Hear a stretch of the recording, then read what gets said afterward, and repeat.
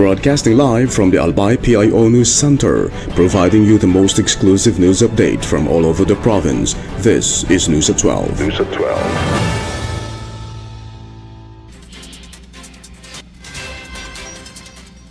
In the local scene, the Albay Provincial Agricultural Office has relaunched its Go Grow Green Albay program to strengthen community gardening initiatives across the province. The office distributed garden tools and vegetable seeds to the local government unit of Pulangi to support the establishment of community gardens in the municipality. The assistance included 10 complete sets of garden tools and 50 packs of assorted vegetable seeds for distribution to barangays. The program aims to help families produce their own food, reduce household expenses, and promote sustainable farming practices. The local government unit of Pulangi will distribute the assistance to support neighborhood-based backyard gardening projects.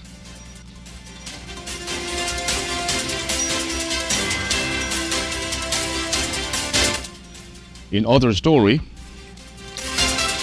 the Sangguniang Panlalawigan of Albay has endorsed a proposed ordinance that seeks to institutionalize the early childhood care and development systems in the city of Tabaco.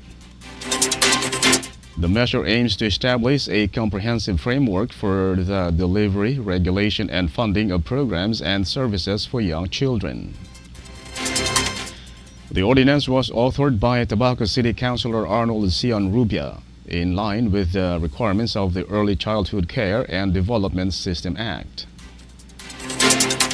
It also provides for the future conversion of child development workers' positions into permanent plantilla items with corresponding salary grades under the law. The Provincial Social Welfare and Development Office recommended amendments to further strengthen the proposed measure. Following deliberations, the Sangguniang Panlalawigan Committee on Women, Children and Family and Gender and Development recommended its approval and passage. Officials said the measure is expected to help strengthen early childhood development services and support the welfare of young children in Tabaco City.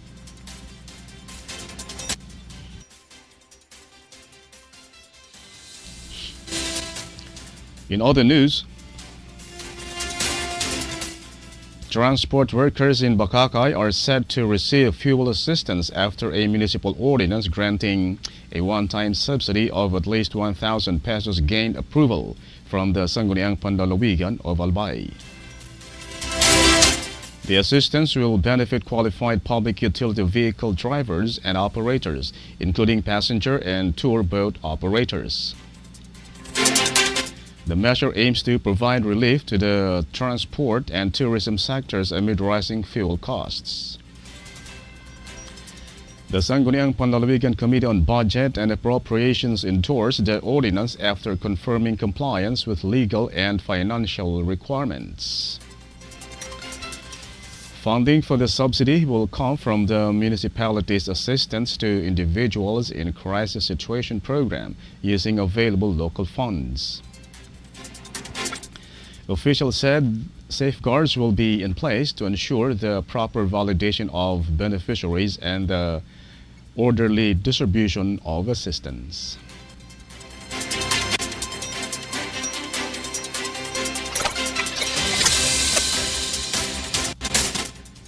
In the national scene,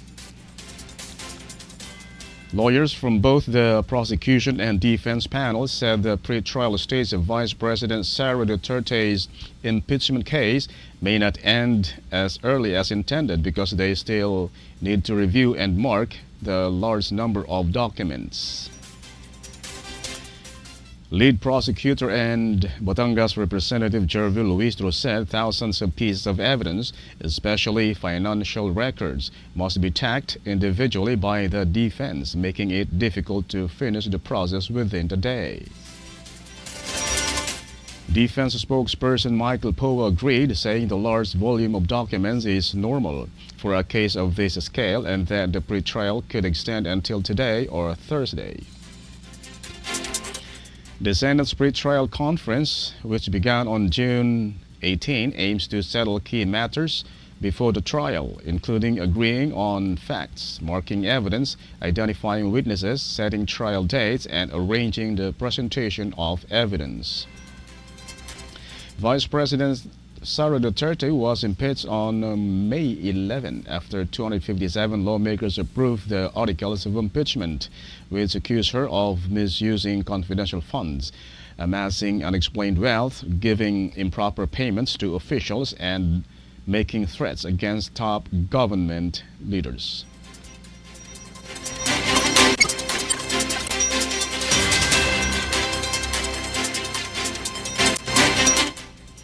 In other story, the Philippine National Police PNP said on Tuesday that it is investigating whether the parents or guardians of the two minors involved in the Tacloban City School shooting can also be held responsible for the incident. Police identified the suspects as two male grade 9 students aged 14 and 15 and are also looking into how the minors gained access to the firearms used in the attack. According to Police Regional Office Eastern Visayas Director Brigadier General Jason Capoy, the two students entered the school separately through the main gate and opened fire inside the campus at around 9 a.m. on Monday, June 22. The two suspects are now under the custody of the police and the Department of Social Welfare and Development, while authorities follow legal procedures because the attackers are minors. PNP Chief General Jose Melencio Nartades Jr. said the police will coordinate with the Department of Justice, strengthen school safety measures, and urge the public to remain calm and avoid spreading unverified information online.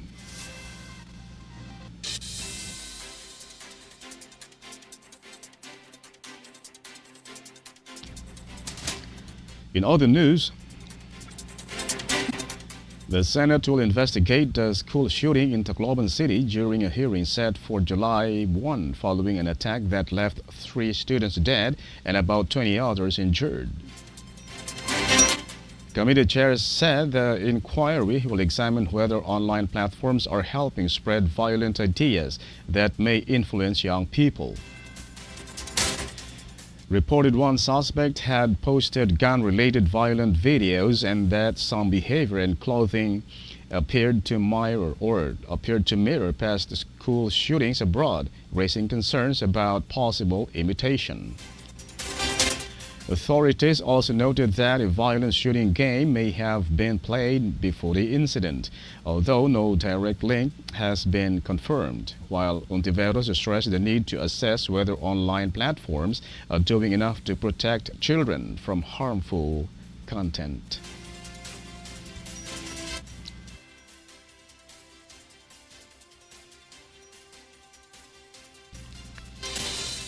And in the news outside the country,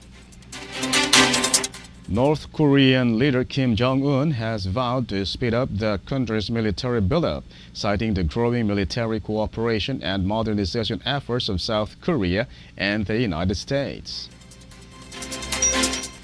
North Korea remains under international sanctions over its nuclear weapons program and is still technically at war with South Korea because the Korean War ended with a truce instead of a peace treaty.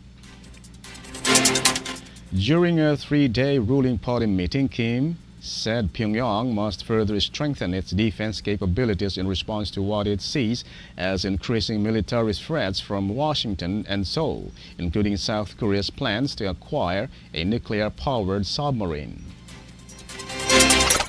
The meeting also reaffirmed North Korea's position that its nuclear weapons are essential for dealing with unpredictable global security challenges and described its nuclear status as the best way to protect the country.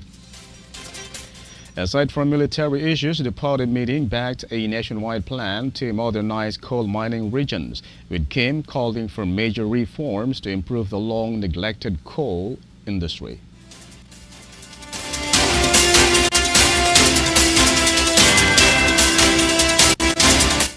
In other story, U.S. Vice President J.D. Vance said talks with Iran in Switzerland laid a strong foundation for a final deal, with Tehran reporting progress on the Lebanon conflict and some economic concessions. The negotiations remain fragile as headliners in Iran and the U.S. have criticized the deal, while Israel continues strikes in Lebanon despite ceasefire claims. Tensions briefly disrupted the talks after President Donald Trump warned Iran over its support for allied groups in Lebanon, drawing sharp responses from Tehran. Analysts said deep distrust and Iran's unlikely break from Hezbollah continues to threaten the peace process. Experts also warn that Iran's economic and political problems could undermine any agreement and prevent lasting stability.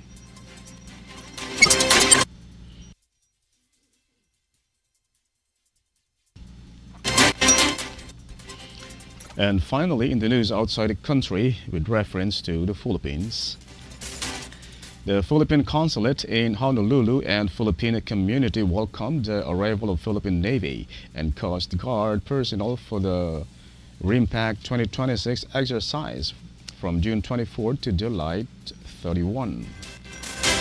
Consul General Arman R. Talbo said the deployment of BRP Miguel Malvar and BRP Gabriela Silang showed improved maritime capabilities and stronger cooperation with allies in the Indo-Pacific region. He also said the participation marks the 80th anniversary of Philippine-U.S. diplomatic relations and highlights the growing defense and security partnership between the two countries. The two vessels will join other nations in RIMPAC 2026 to strengthen maritime coordination and joint operation readiness.